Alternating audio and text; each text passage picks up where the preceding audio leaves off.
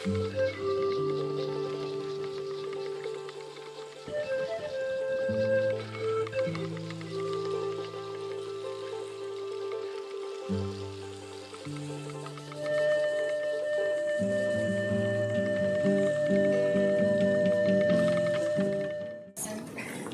of the UN Permanent Forum on Indigenous Issues, distinguished representatives of Indigenous peoples, sisters and brothers here today.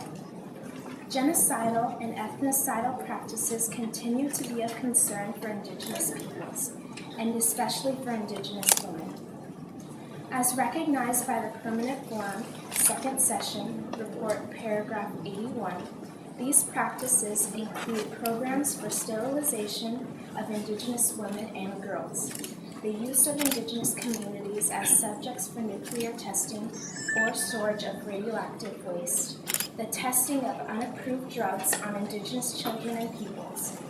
However, they also include forced displacements, violent conflicts and militarization of Indigenous territories, the discouragement of Indigenous educational systems, and the imposition of development programs and policies on Indigenous territories, as well as extractive industries contributing to environmental degradation. Many of these practices result directly from the violation of the right to free, prior, and informed consent. Madam Chair, our recommendations.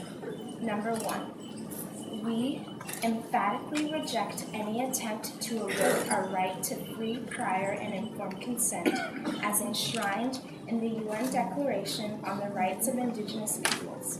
Recent examples which are the Nagoya Agreement under CBD and the so-called Cancun Agreements at the United Nations Framework Convention on Climate Change of the Party 16.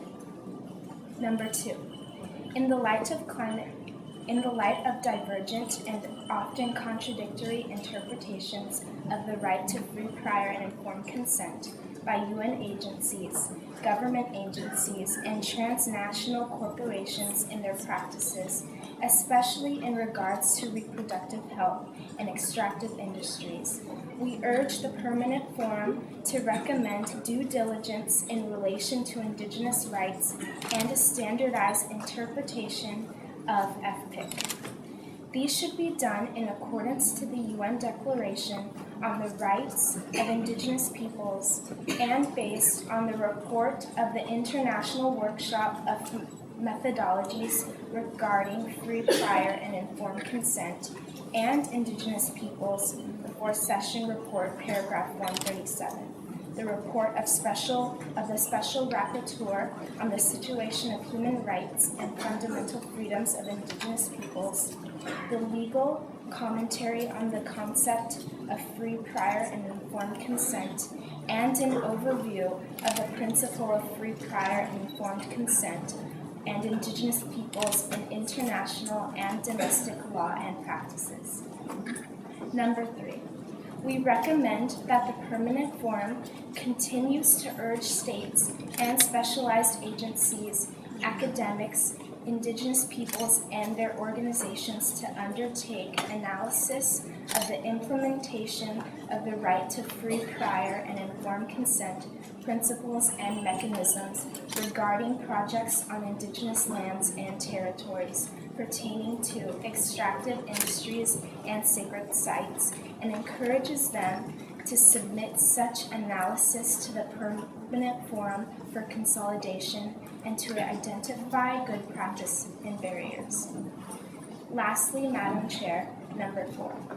Given the importance of preserving and promoting traditional knowledge while respecting Indigenous protocols, including culturally appropriate communication, timing, and scheduling, we call upon the United Nations system and governmental agencies to implement mechanisms and principles to ensure the right to free, prior, and informed consent, respecting Indigenous peoples' development models, concepts, practices, their social and political structures, particularly their juridical and procedural pluralism, and their right to veto based on the right to self-determination as enshrined in the UN Declaration on the Right of Indigenous Peoples and on Indigenous peoples' right to land and permanent sovereignty over natural resources.